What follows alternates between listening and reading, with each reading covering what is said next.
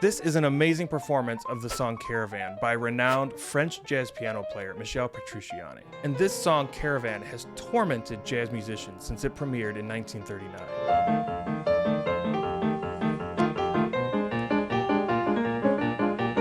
And it's tormenting in a unique way. Usually when we think about being challenged by a jazz standard, we're talking about fast-moving chord changes or fast tempos, the kind of thing we would hear from Charlie Parker.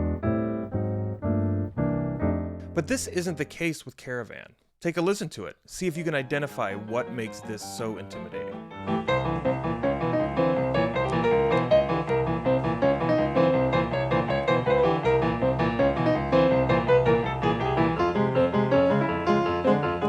This A section in Caravan is 16 bars long, but the first 12 measures are all the same. They're all C7, and then the last 4 are all F minor. But it's this simplicity that actually scares me. So intuitively, it would make sense that a song that only has 2 chords in it, like Caravan, would be much simpler to play than a song like Charlie Parker's Bird Blues, which has 24 chords and 12 measures. And these 2 chords in Caravan are just a 5-to-1. It's the most common chord progression in all of music. And so why is it so intimidating to play this song that only has 2 chords? Well, for me, there's some comfort in chord movement. When the chords are changing, they're creating variety automatically. There's a sense of momentum and direction that are baked into the chords. And so if you solo over top of them, your solo kind of automatically benefits from the momentum and the direction that the harmony is taking you in. And so when we're soloing over a tune like that, our solo can kind of follow the lead that the harmonic structure is giving us. And when we play a tune like Caravan that has 12 measures in it, all of which are C7, you kind of lose the benefit of that underlying momentum. And it comes down to our musical creativity to get us through that. We can't rely on the underlying chord changes to do that for us. We now have wide open free space to create whatever we want. It's pretty intimidating. So let's see what Michel does with all of this freedom.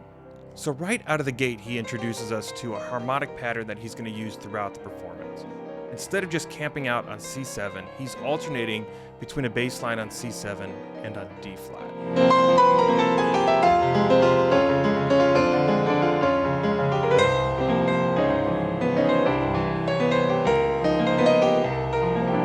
And in my opinion, Michel has added this just to create some variety. Again, camping out on C7 for 12 measures, he wants to do something to introduce some movement.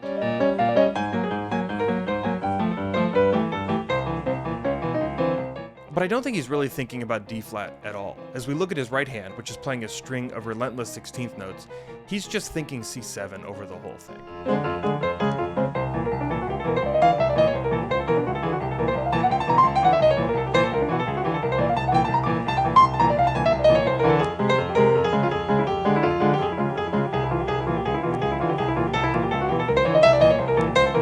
So let's talk about what I mean when I say he's thinking C7 over top of all of this. Caravan has kind of an exotic sound. It evokes kind of the sound of the Middle East, or kind of like an Arabian flavor. We're in the key of F minor, but for the first 12 measures, we're playing C dominant 7.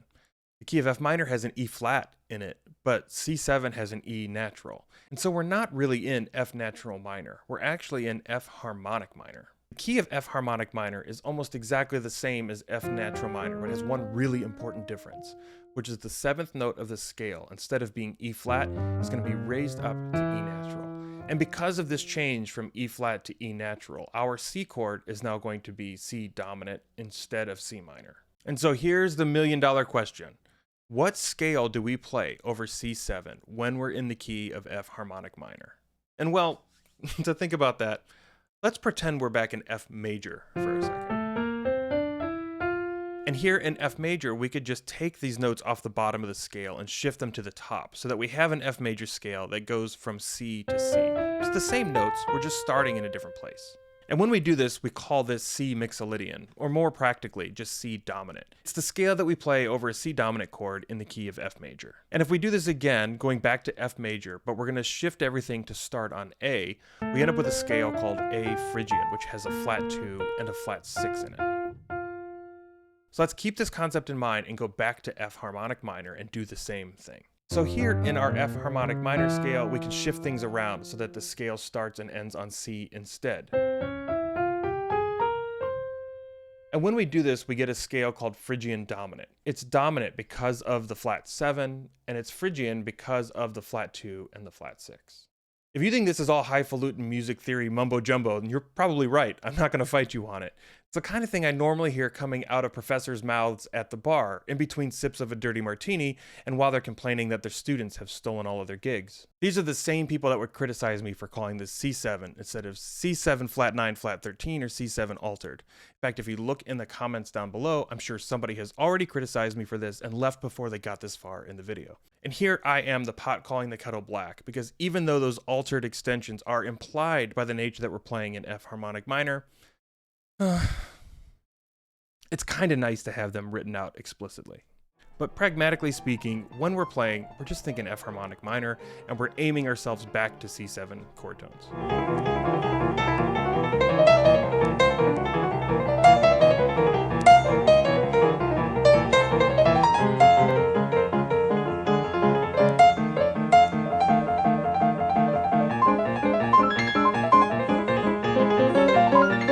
This next time through the head, Michel is focused on soloing rhythmically. He just plays a rhythmic solo here, drumming on the C octave.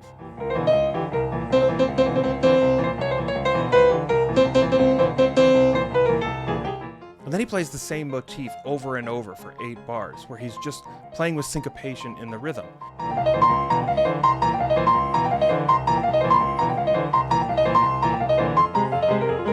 This next time through, he ramps up the harmonic complexity. He starts to introduce some side slips where he shifts the harmony up by a half step and then comes back.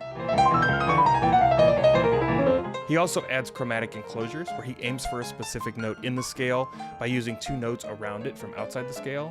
And he tries out some other Middle Eastern inspired scales.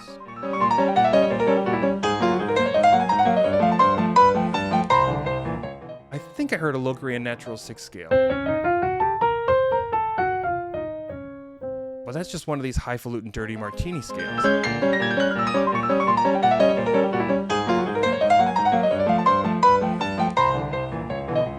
As we loop back around, we're headed toward the climax of the performance, and I was expecting fireworks.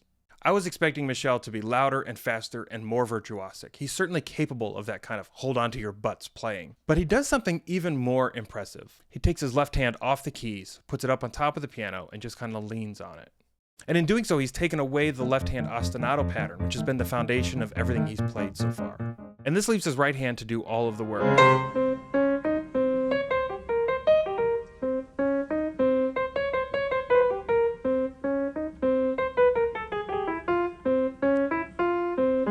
And Michel manages an amazing solo while also keeping the C to D flat alternating harmony going.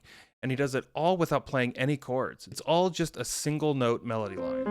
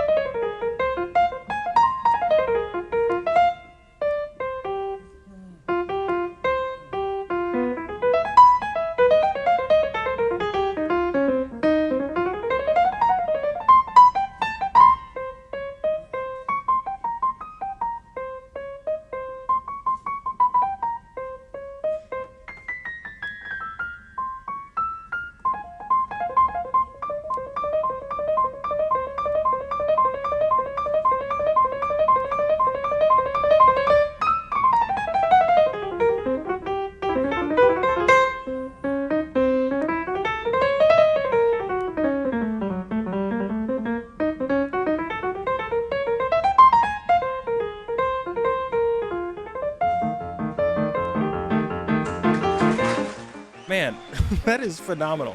What an incredible amount of precision all around in that performance.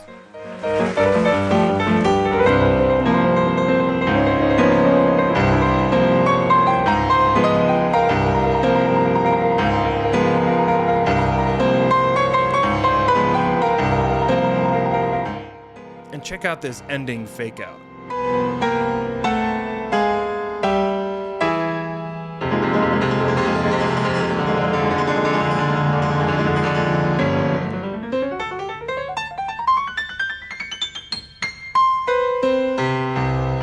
First time we've heard G half diminished, and he's introduced it to us with this crazy 16th note scale line. G half diminished is the 2 chord in F minor. And so with this G half diminished, he's set up a 2-5-1 that's going to take us back to the 5, C7, and then ultimately back to F minor. So up next, check out this incredible performance of Jesus Molina and his trio playing A Night in Tunisia.